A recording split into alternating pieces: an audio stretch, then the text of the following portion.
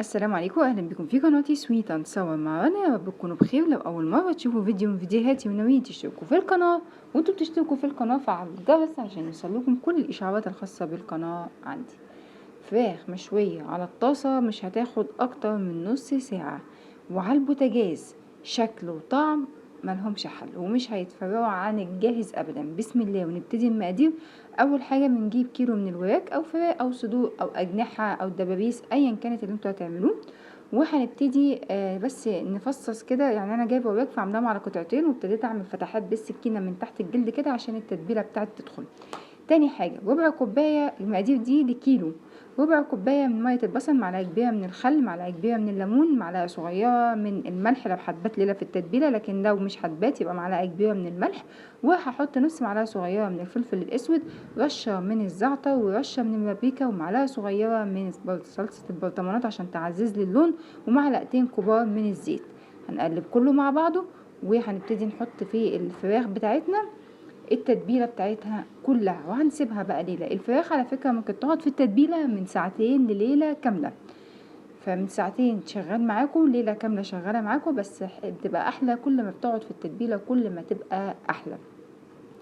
هنغطيها بقى وهنشيلها في التلاجة. شايفين لون اللحم؟ هوريكم بقى تاني يوم لما باتت لون اللحم اختلف ازاي، لان طبعا الخل والليمون وميه البصل بيغيروا من الانسجه وكمان بيساهموا في التسويه. تمام كده. هنجيب بقى ايه الطاسة بتاعتنا، وهنبتدي نسخنها على النار، طاسة صينية ايا كان. بالمناسبة لو احنا عاملين كمية اكبر من كده منحطش كله مرة واحدة عشان ما تسرقش مننا، بنحط الكمية بتاعتنا واحدة واحدة. انا عايزة اديها صدمة عشان تاخد معايا اللون. الطاسة او الصينية محطوط فيها حوالي معلقة او معلقتين من الزيت، بلاش كتير قوي عشان ما تبقاش مقلية. واول ما انزلها المفروض انها تعمل الشكل اللي احنا شفناه ده، الشكل الفقاعات دي، يبقى ده معناه ان الطاسه بتاعتنا سخنه والزيت سخن. كل اتجاه معاكم من دقيقتين لاربع دقايق، بس مهم انها تاخد اللون بتاعنا المناسب. اقلبها بقى على الناحيه التانية. بصوا الشكل بتاعها زي الفل كده، خلاص هي تمام كده، خدت معايا اللون.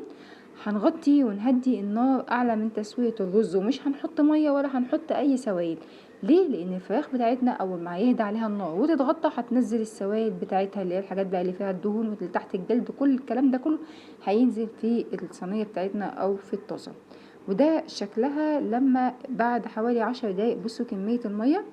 طب المية دي بقى هتروح فين؟ المية دي برضو هتتبخر لما هنسيبها برضو على النار، هي بتكمل السوا بتاعها وبتمتص. طيب انا بقى حطيت من الاتجاه ده، هقلب الاتجاه التاني علشان اللون برضو ايه يتعزز كده. صلصة الطماطم والحاجات اللي هتنزل من الفراخ دي اللي انتم شايفينها هتعمل زي الكرملة، فهتدي اللون الحلو قوي المميز اللي انتم شايفينه ده. جبت بطاطس بشرتها وقليتها بس كده وزي الفل، وحطيت تحتها عيش. طبعا عايزين تاكلوا معاها مكرونه ورز براحتكم زي ما انتم عايزين. سهله وبسيطه، بالظبط بعد تلت ساعه بنختبرها وهي بتكون استوت فعلا. اتمنى الفكره تكون وصلتكم والفيديو يكون عجبكم. اشوفكم في فيديو تاني. سلام عليكم.